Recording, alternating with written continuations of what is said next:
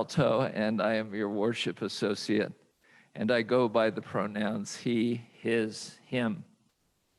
I'm glad to be here to feel the joy of connection and the inspiration in today's service.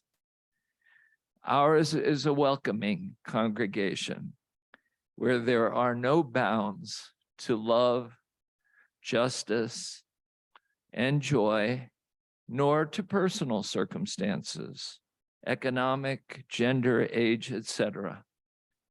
We promote and try to live in tolerance and acceptance.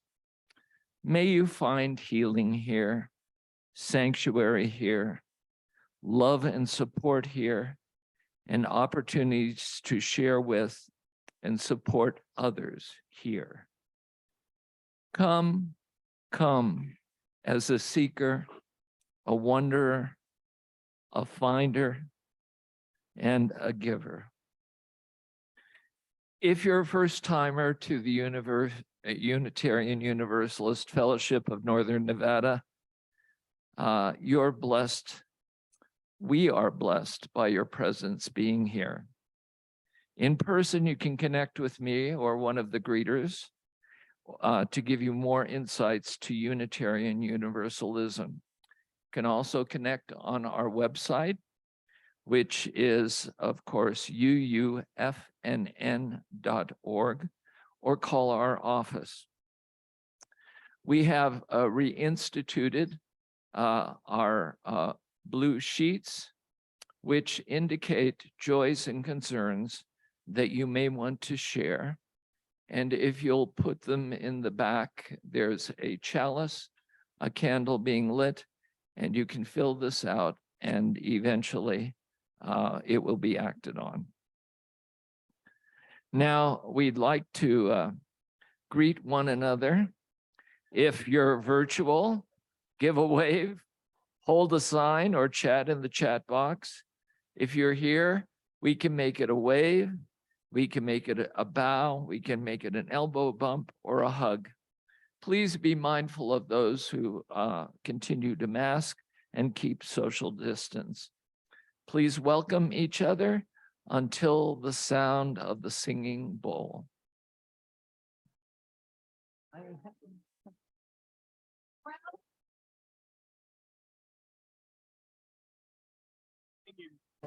Nobody does the singing bowl. Oh, it's the banging bowl.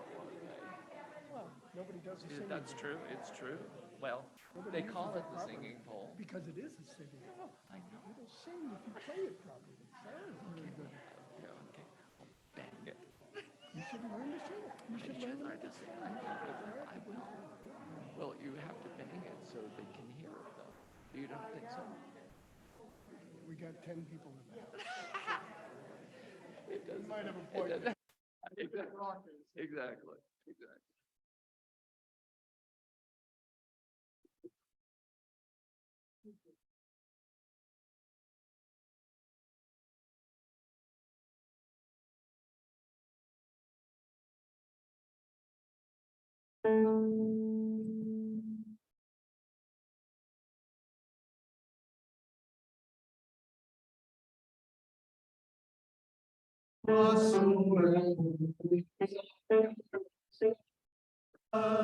Whatsoever things are true, whatsoever things are filled with praise, think on these things. Whatsoever things are lovely, whatsoever is of good report, there is any virtue, think on these things.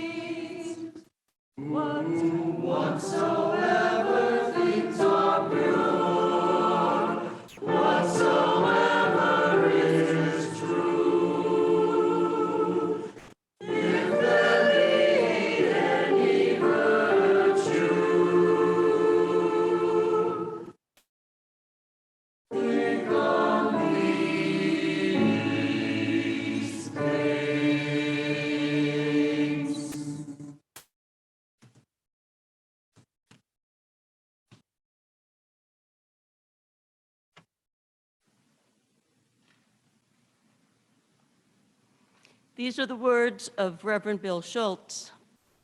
Come into this place of peace and let its silence heal your spirit. Come into this place of memory and let its history warm your soul. Come into this place of prophecy and power and let its vision change your heart. The flaming chalice, now the primary symbol of Unitarian Universalism, was first designed more than 80 years ago for the Unitarian Service Committee. About 40 years ago, Unitarian Universalist congregations began to light the chalice as a way to connect with our past, our present, and our future. I'm going to invite those of you on Zoom to light your chalices at home, while Bob Alto lights the chalice in our great room.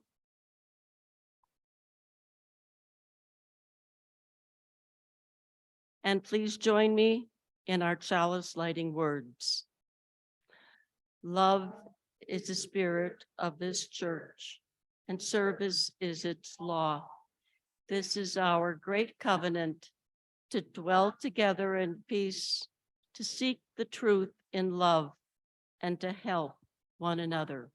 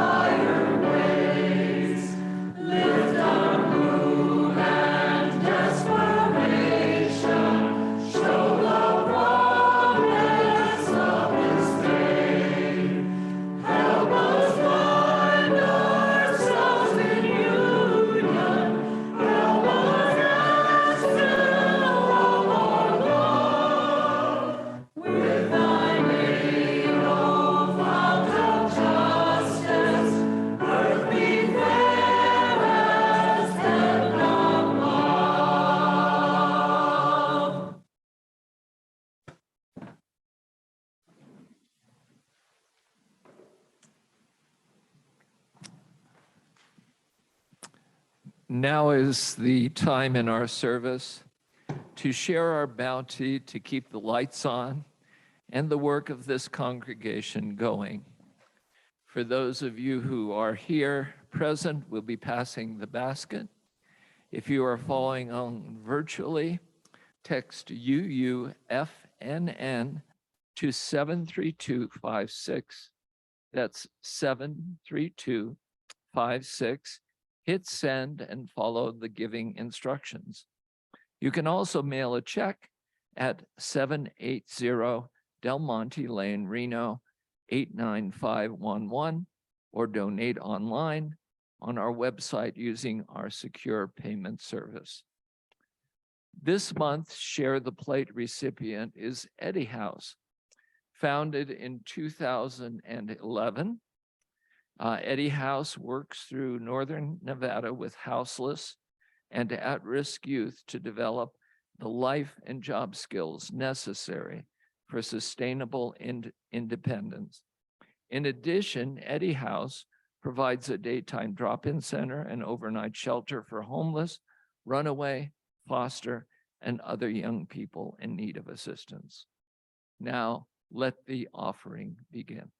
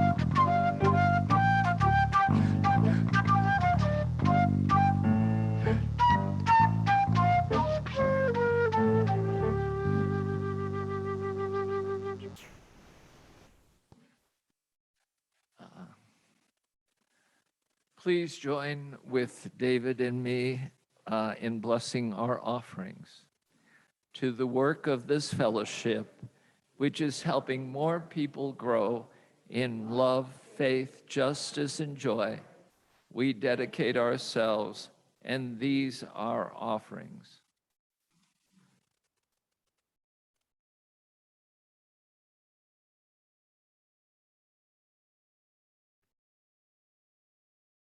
Greeting Unitarian Universalists in Northern Nevada. I'm Reverend Mary Catherine Mourn. I'm the president of our Unitarian Universalist Service Committee.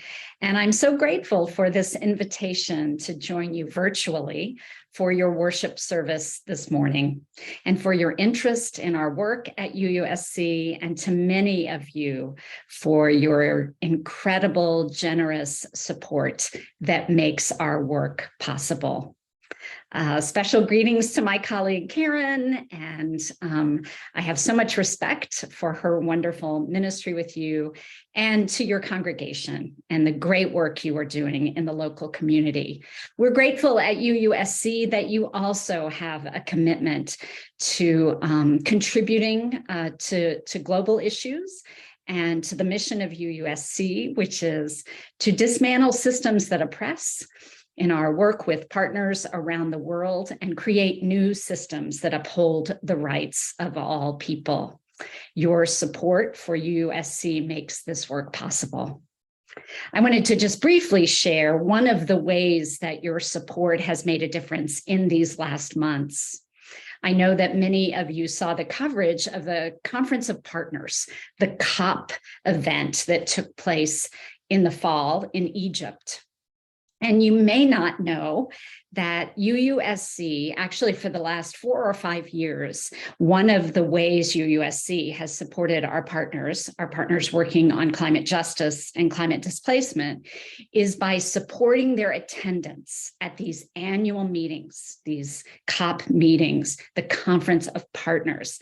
One of the things about high-level meetings like this, we all know, is that the people who tend to be in the rooms where decisions are made are people with tremendous privilege and power, and very rarely the people who are deeply impacted by systems that oppress.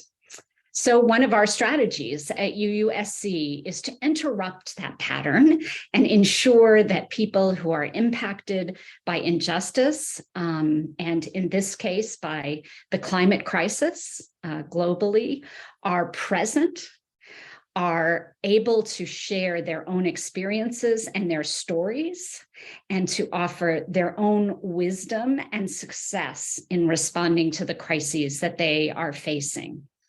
It's vitally important as we continue this work of addressing climate change, and particularly the impacts of people who are being displaced, that those most impacted have a role in the deliberations and particularly in the decision making. So this year, UUSC provided support for 7 of our partners to travel to Egypt and to participate in caucuses and in side events that were going on throughout the 2 weeks of COP earlier in the fall. Our partners reported back great appreciation for the opportunity to be with each other, to be parts of these very lively and energizing and creative sessions that were happening, and to be present to remind the world leaders of their accountabilities. We all celebrate some of the outcomes from COP this year, particularly the recognition of loss and damage in the reporting out from the conference this year. It was really the first time we've seen widespread coverage of this really critical area that needs to be addressed around loss and damage. It is essentially the work of holding countries and corporations accountable for the damage that they are doing to peoples around the world as climate crisis is impacting communities and states. And the establishment of a loss and damage fund is an enormous step. And we are gratified that the incredible work of our partners for more than 10 years now is finally getting some leverage and making a difference in the conversations. Now, we need to continue the work of ensuring that countries are held accountable, that there is funding provided for this loss and damage fund, and that attention continues to center around how people are not the people in power, not the people with the greatest privilege, but people around the world are deeply impacted by the climate crisis.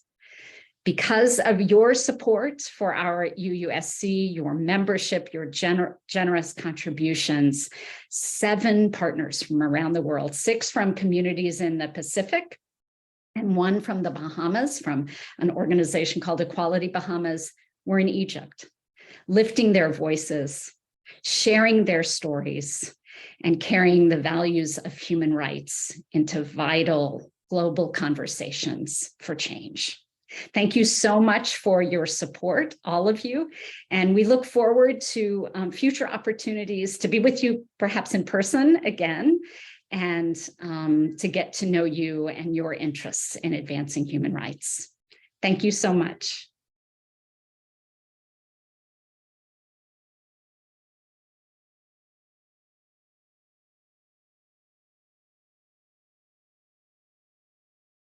Morning.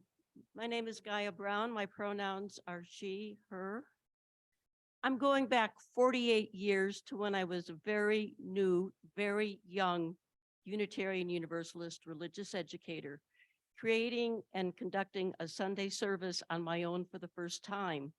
It was the Sunday prior to Thanksgiving, and in most UU congregations then, as in many UU congregations now, it was the time to introduce a Unitarian Universalist Service Committee and its Guest at Your Table program. And here is how it was done in UU services across the country. In front of the congregation, I started making a peanut butter and jelly sandwich, fussing with all the utensils and the jars and the sticky substances and the slices of bread, while talking about how important it was to get food to people in other countries who didn't have the bounty that we have. And at some point, of course, I reached the part where I was trying to stuff the sandwich into a small envelope. Now, in some congregations, it was also part of the skit to try to put a glass of milk in that same small envelope.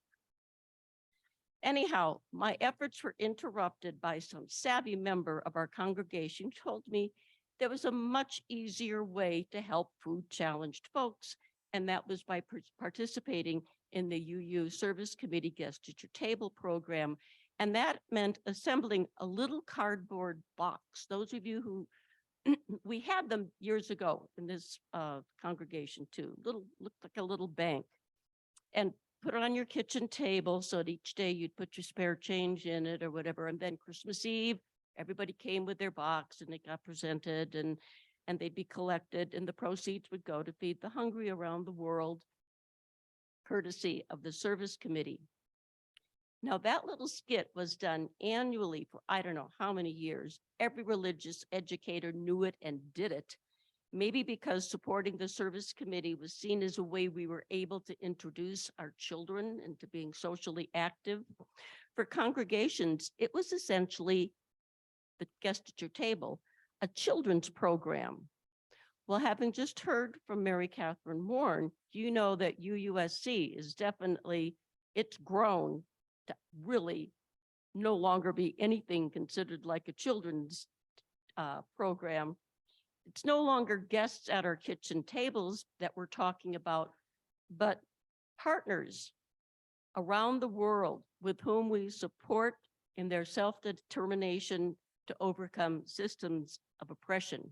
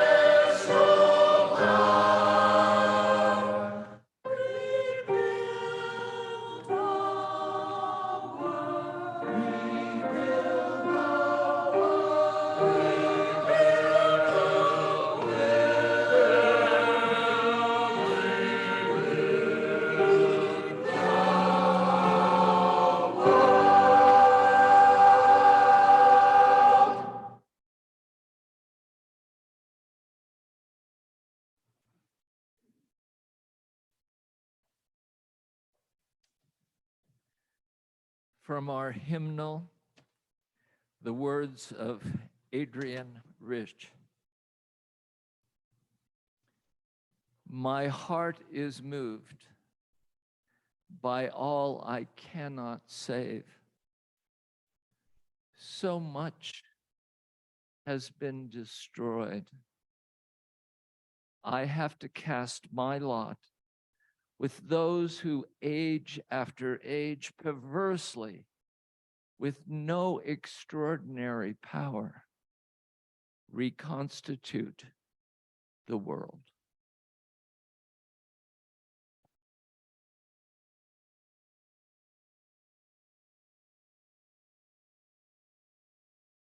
So I have to tell you a little backstory about the anthem the choir just sang.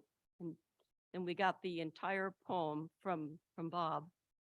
Director Bill Quinby opened up our hymnal one day as he was kind of musing about the state of the world. And there was this reading, this poem by Adrian Rich. And Bill had read it and thought, I've got to make this into something singable. And he did. That was his music there. And in doing so, he did a bit of editing because, as he says, the word perversely is perversely unsingable. So he changed the word to strangely, which retained maybe a little bit of the original meaning and certainly was better musically, but I complained about the change.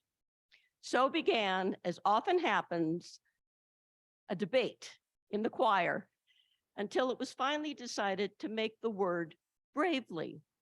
And we sang it that way a few times for you, but I still complained. Because I love the word perversely. In this context, it means you are stubborn, you are obstinate, you are going against the grain of what is acceptable practice. Obstacles are just something to be overcome. And if that obstacle is systemic injustice, that's all the more reason to work perversely.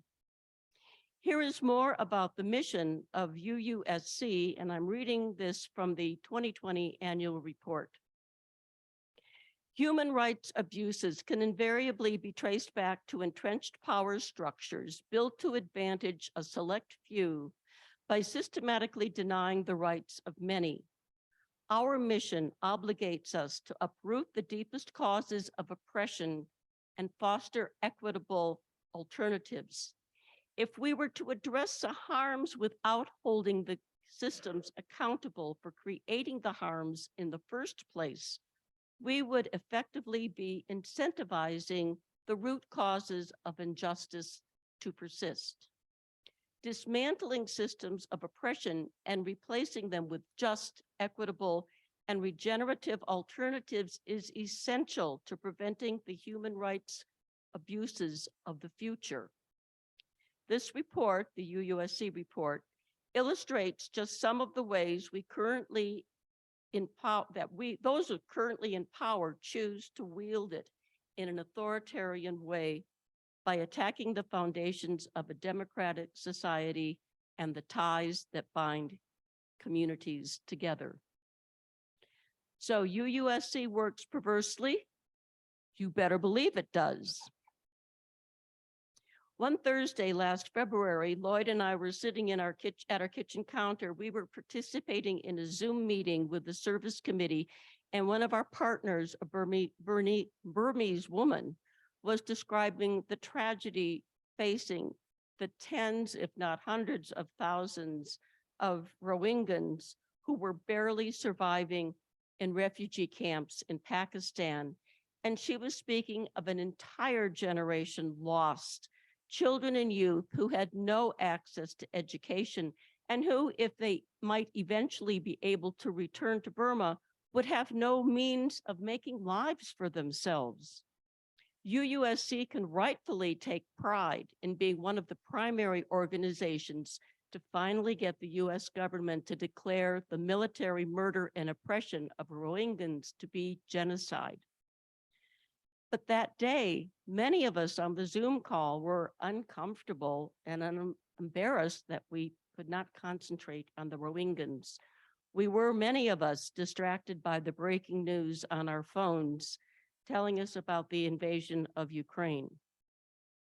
When the Burmese partner had finished her presentation, the matter was addressed and someone apologized for the obviously distraction of the group and asked, would UUSC be doing something about this situation? And if so, what? Well, maybe not surprisingly, we were told UUSC already had partners at work. There were people in countries bordering Ukraine who were helping fleeing refugees get across borders and to safety.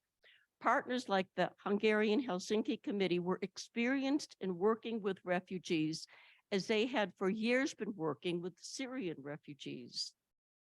Sitting there in my kitchen, feeling so helpless about this unspeakable atrocity occurring in the 21st century in front of me, I could take some comfort in knowing that there was an organization that was already making a difference.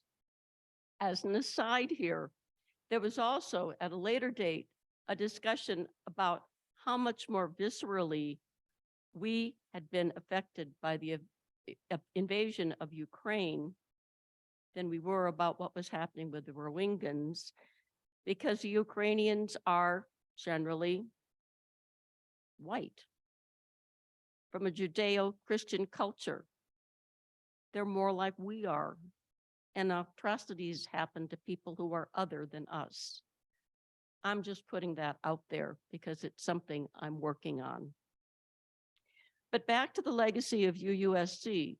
Many of you already know the Genesis story. In 1938, Hitler began his conquest of Europe, and the American Unitarian Association, the precursor of the UUA, was concerned about our Unitarian relatives in Czechoslovakia. They might need help escaping the coming invasion. You know about the church in the congregation in Prague that had been founded by Norbert Kapek, who originated the flower communion, the annual ritual we still honor each spring. When the AUA called on the young minister Waitstill Sharp and asked for his help, Reverend Sharp knew that 17 Unitarian ministers had already turned down the plea, afraid of the unknown dangers. Yet he and his wife left their young children, a preschooler and a toddler, with members of their congregation. And in February of 1939, they set sail for Europe, setting up an office in Prague where they arranged for the immigration of Jews, intellectuals, and children who needed to escape Hitler's advance. They put their lives at risk for 6 months until their imminent arrest by the Gestapo was a certainty. Then they came back to the United States for less than a year, returning to Europe again, this time to Portugal, which was a neutral country, where they could again arrange for people to escape for freedom. The work continues, not always, but often with great risk. When UUSC met with its partners in Burma in 2017, they had to meet in the middle of the night by flashlight because organizations working to aid the Rohingyas were targeted by the military government. When Lloyd and I were in Serbia with UUSC in 2018, we met one young woman, a member of one of our partner groups, who told us how she had gotten involved in this work. She'd been riding on a bus and saw people clustered around a map, and they were smelly and unkempt and looked confused. And she realized that they were Syrian immigrants trying to figure out where the train station was. And rather than turn away, she offered them help. She took them, the whole group, home with her so they could have showers and food and rest. And then she got them across the border the next morning. She became part of the solution and still was working at it every day. She told us that every morning when she kissed her husband and her 8-year-old daughter goodbye, she did it as if it might be the last time they ever saw her, because that was a real possibility. Okay, not all of the work of UUSC is life-threatening, although the injustices that our partners fight very often are life-threatening. So let's talk about climate change, a hot topic, so to speak, for many in our congregation. Mary Catherine had quite a bit to say about COP27 in Europe. UUSC is working with partners from both the coastal United States, think indigenous people in Alaska and also down in the Louisiana Bayou, and also in areas threatened by rising seas like the Pacific Islands. And there are two thrusts to this work. One is supporting people who are losing their homelands so that they can determine how, when, and where they will relocate, so they can save their communities and their cultures, even if they lose their homes. The other thrust is to demand, as they did at COP27, that the countries that have been leading contributors to the global warming crisis now also contribute to the mitigating of the disaster they have fostered. In September, UUSC partner Pacific Island Students Fighting Climate Change approached the International Court of Justice, part of the United Nations, asking them to provide an advisory opinion about the obligation of nations in protecting the human rights of future generations, or as they put it, bringing the world's biggest problem to the world's highest court. Such an opinion would not have legal standing, but would have a moral standing that might help move the needle on this issue, as indeed it seems to have done at COP27. UUSC was proud to be the first NGO to fund this organization, and as often happens, our funding led to them getting funding from additional NGOs. UUSC is a relatively small nonprofit, and as such, it's specific in its work. It does respond to some disasters, but not in a big way like the Red Cross. What it does is focus on the most vulnerable populations, women in rural areas, the disabled, the elderly, LGBTQ folks. In the case of the Russian invasion, when it occurred, partner organizations that had been doing justice work now also had to do crisis work, getting people food, medicine, shelter. We have 10 partners in Ukraine and Poland to whom we are giving operating support. They don't have to come to us with a sexy project. They know what the needs are. UUSC anticipates at least a 10-year commitment to these organizations because even after the war, there will be years and years of rebuilding. But you know, UUSC doesn't just throw money at a situation. Partners are already in place. Here's the process. UUSC begins by looking for underfunded, underrepresented movements that drive local solutions rooted in community work. UUSC staff spend several months doing interviews and analysis of intersectional systemic injustices, then spend several months identifying and vetting the agencies that will become our partners. Let me take a minute to explain the partnership model. I chose this picture because Lloyd and I are in the center back. You take a look. We were at a UUSC meeting with partners in Mexico City. The partner were the Foundation for Justice and the Democratic Rule of Law. And we heard there from families whose loved ones had disappeared while migrating and how FJEDD was helping them find their loved ones or at least get some kind of closure by knowing what happened to them. One of the main things that UUSC does is give grants to support the work of such organizations. UUSC also does things like best practices, like a guide they wrote that helps other philanthropic funders learn that grassroots organizations that aren't right out there in front and receive so little government aid, they often have the best solutions to various challenges and therefore are really worthy of the philanthropic help. Activism and advocacy, when UUSC lobbied Congress to acknowledge the Rohingya genocide, that's an example of that.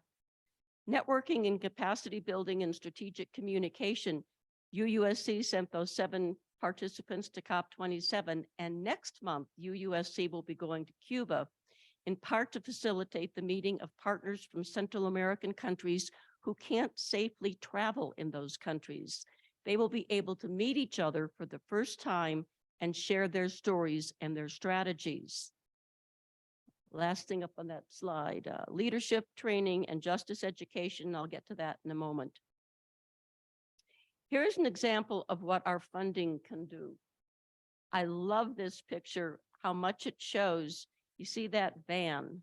We have partners who were providing legal assistance to Syrian refugees who had rights, but didn't even know that they had those rights. And what did the partners need? They needed a way to get to the camps where the refugees were. So with funds from UUSC, they bought a van, which could take several lawyers and whatever materials they needed right to the refugees. UUSC will support an agency like this for maybe 5 to 10 years. And then there comes a time when the agency, we hope, is ready to move on without us. Then there are situations like we now have in Haiti, where we've worked there a long time. We did a lot of transformative work, like the creation of entire eco-villages, and Haiti has returned now to such a crisis mode that we have gone back with our partners again and are giving them more funding. Well, particularly if you're new to us, you might be wondering where UUFNN fits with UUSC. Several years ago, some of our members participated in a border trip with the Unitarian Universalist College of Social Justice. And here is our crew. you should recognize many of them. I'll give you a minute to take a look. These participants learned about what is happening at our southern border and had the opportunity to leave water in the desert for brave asylum seekers. Our members were breaking the law to do so. They were acting perversely, we might say. Historically, UUFNN has been giving financial support to UUSC for decades. For years, we participated in the guest at your table with all those little boxes of coins, which did add up. Then for a while, it seemed like we kind of lost our commitment as a congregation, although there were certainly individuals who always continued their support. And then I think it was 2016, a member of our congregation, Bobby Talso, remember what a force for justice Bobby was. She had left us a legacy of funding for social justice speakers. And the first speaker was Reverend Bill Schultz, former president of the UUA, and then at that time, president of the UU Service Committee. Bill came here and he knocked our socks off as he challenged us to help UUSC change the world. It was like he electrified everyone sitting here in this great room. And many people committed to becoming members of UUSC, which you can do by making an annual donation of $40. Then Bill, knowing that Lloyd worked in Boston with him, and that we were there often, invited Lloyd and me to come and have lunch with him in Cambridge, where UUSC is located. There is, as we know, no such thing as a free lunch. And by the time we had finished our dessert and coffee, Bill had reached deep into our pockets. And we are so glad he did. Lloyd and I became members of the stewardship circle, making UUSC, after UUFNN, the primary recipient of our charitable giving. It is a gift we are so grateful to give because we know where the money is doing. We know that it's put to good use directly by the people, our partners, who know best where it should go. It supports our UU values. It brings us closer to having a just world. And really, this is quite selfish of us. All we have to do is write a check. Of course, knowing all we learned from the staff and the partners of UUSC, we are changed. We look more closely now at how we live our lives and what our responsibilities are to the world. We see where we should be making changes, where we are part of the system of oppression, and we are challenged to make what, for privileged people like us, are difficult changes. I'm not asking you to do that, although I know many of you feel the same way. But what I would like you to consider, if you're not only a member of UUSC, become one. 45 members of UUFNN are currently also members of UUSC, about 20% of our congregation. It's a terrific number. It costs just $40 a year, and you get regular updates about what UUSC is doing and how well your donation has been put to work. But wait, there's more.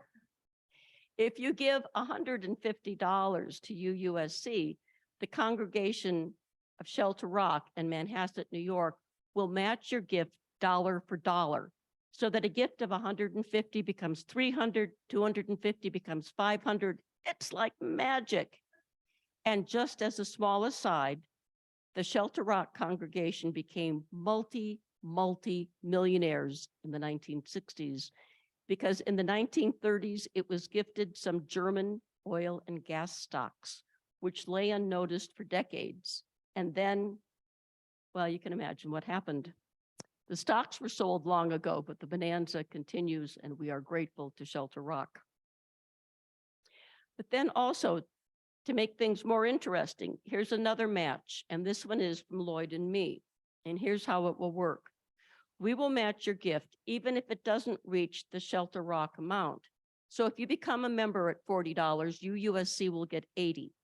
If your gift is $10, UUSC will get $20.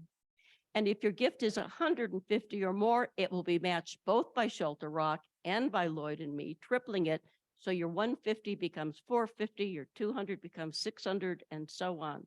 Lloyd and I will match all donations of up to a limit, total limit, up to a total limit of $5,000. This match is good through 2023. So if you donated to UUSC this past fall, you can wait till this coming fall to rejoin and still get the match. Those of you who are on Zoom might want to know how many people are sitting in the great room. If you're looking at the choir and you consider also our technical staff, that's about 2 times the number of the people who are sitting as congregants. So most people have not gotten the brochure, which thank you, Philip. There's a brochure, which you can get. David Shirey was saying, you know, we'll give these out the next few weeks. And this is called Stories of Hope. And it's talking about partners. It talks about guests at your table. Remember, we're not talking coins anymore, all right? And there are also envelopes you can give online. You can give with an envelope. All right. Talked about folks on Zoom. Okay. And if you really want to become very committed to UUSC, if this is where you want your philanthropic thrust to go, we would invite you to consider also the Stewardship Circle, and you can talk to Lloyd or me. You can talk to Kevin Murphy, who's here today. Bob Elto is here, and also Brooke Walker are all members of the Stewardship Circle. So how about it? I'm inviting you to act perversely and help reconstitute a world of justice. May it be so.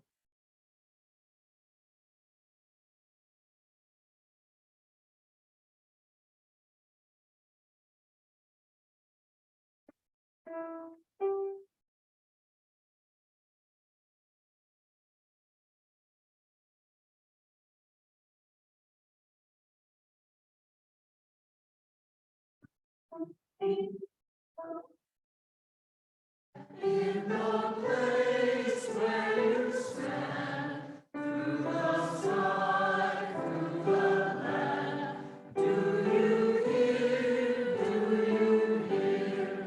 in the heights on the plain, in the vale on the main, in the sun, in the rain, do you hear, do you hear?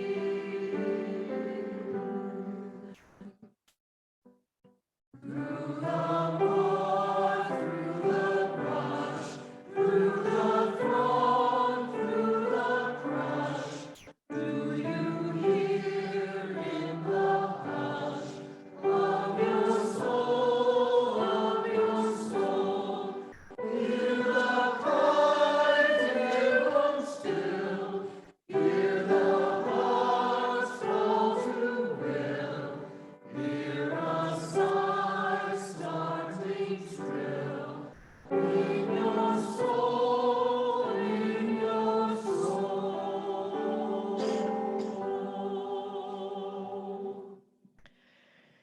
We take these moments to join our hearts and our minds and our spirits for a time of community prayer and meditation. So the invitation is ours to open anew, to take a few deep breaths, to come fully present to whatever emotions, whatever dreams, whatever hopes, whatever worries, whatever celebrations are in our hearts this day.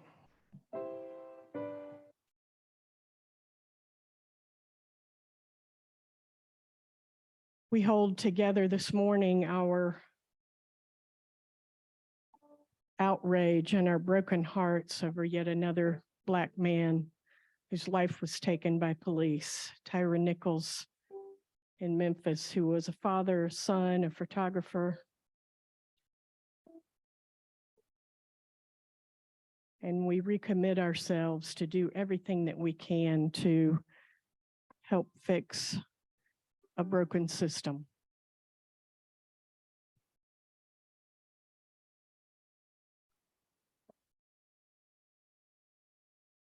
My heart is heavy this morning to let you know that our beloved Linda Hansen passed on Friday.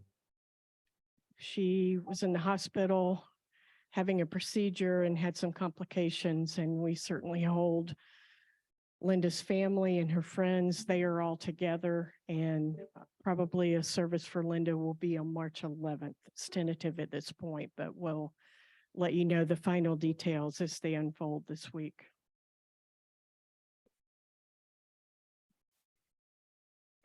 And we give our thanks this morning for this beloved community where we are connected, where we challenge one another and hold one another.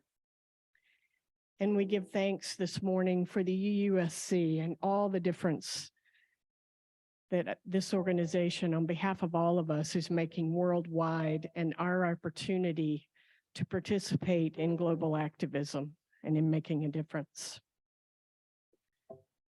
We'll take these few moments for reflection to reach deep inside for our dreams and our hopes, our worries and our concerns. During these few moments of reflection, and those on Zoom are invited to record what is on your hearts this morning in the chat.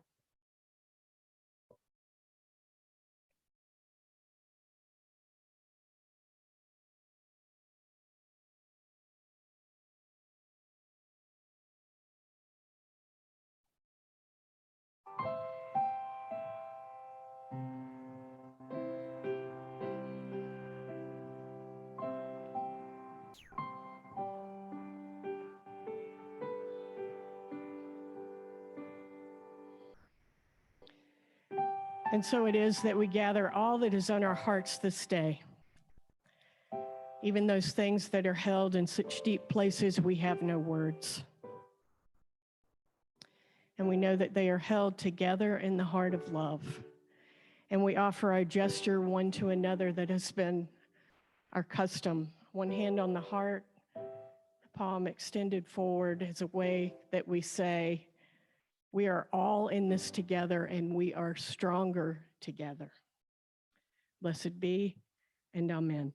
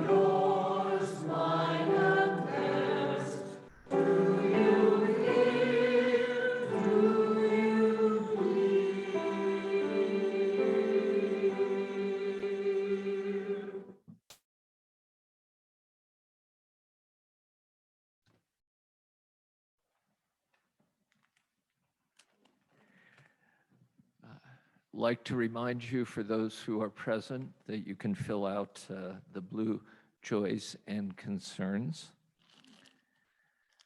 The other thing, are you in for a pound? And this is related to the Reno Posse. that you can take a pound. It will be given to you, all the goodies. This is for the Reno Posse, and Jane is right over there. She can help you get a pound. Now, I want to tell you, I'm not much of a cook, but I decided to do a pound this week. Jane forgot to tell me that the hamburger has to be refrigerated. And so when I got around to making my pound, I had to go out and get a pound of hamburger. So don't do what I did. Take your pound of hamburger and put it in the refrigerator before you make the spaghetti. Again, like to remind you that there are online opportunities for spiritual development. Watch your email. And again, for those of you who might be visiting, certainly see any of us so we can make sure you fill in the online card or know where to go. Dan McGraw has an announcement, followed by Reverend Karen. So close. I'm David McGraw with the UUFNN Junto. I wanted to let you all know that we're having a potluck Sunday the 5th. I think that's next Sunday already. Okay, from 5 to 7 in the room that's the farthest that way. Thank you, Philip. Star King Room. Real briefly, the Junto, in case you don't know, is a social and spiritual group, mostly social, of what we're calling, kind of loosely defined, working age adults, whatever that means to you. So we want to invite Junto members who have fallen out of contact with us, who we haven't seen in a long time, new members, new people to the congregation who want to meet some like-minded folks. So we invite you all to attend again next Sunday from 5 to 7 in the Star King Room. Thanks. I want to thank all of you for joining us this morning, small but mighty in this room, and all of you for joining us on Zoom this morning. We're so happy to have that option, and certainly that is one of the, what's the word? Silver lining. Oh, I just couldn't find that. Silver lining that came out of our experience with COVID. And Nathan Bakken will be joining the Zoom folks for your coffee hour this morning, our Director of Faith Development and Transformational Learning. So join Nathan if you're on Zoom with us for some conversation after the service. The memorial service for Andy Harold will be on Saturday at 2 p.m. with a reception to follow. So you're invited to come as we pay tribute to Andy at that event.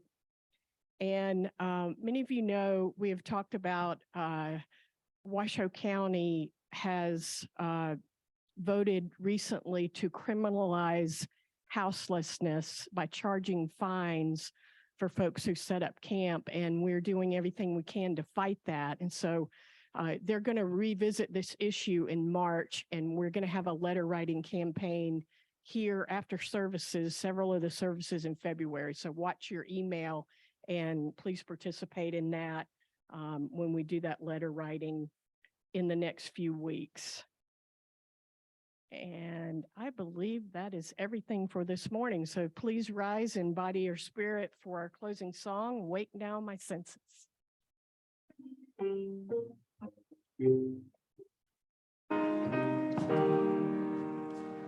Wake now my senses and hear the earth call. Feel the deep power of being in all. Deep with the web of creation you're bound. Giving, receiving as love shows us.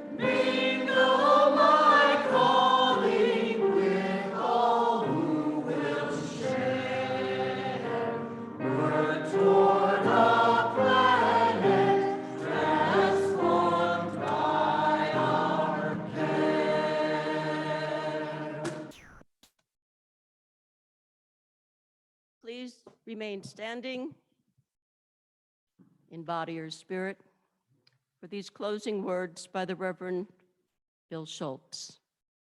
This is a mission of our faith to teach the fragile art of hospitality, to revere both the critical mind and the generous heart, to prove the diversity of need not mean divisiveness, and to witness to all that we must hold the whole world in our hands.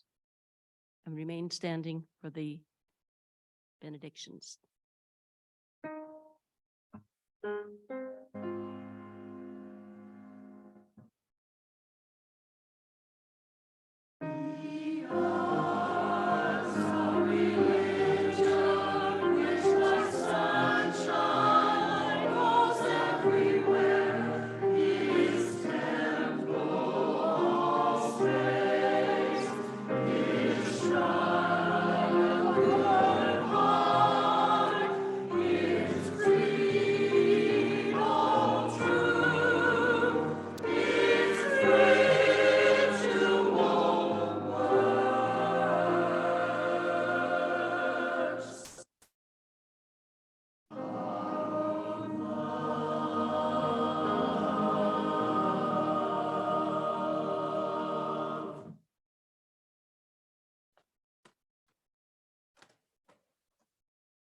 An encore, the words of Unitarian minister Theodore Parker, "Be ours a religion, which like sunshine goes everywhere, its temple all space, its shrine the good heart, its creed all truth, its ritual works of love, its profession of faith, divine living."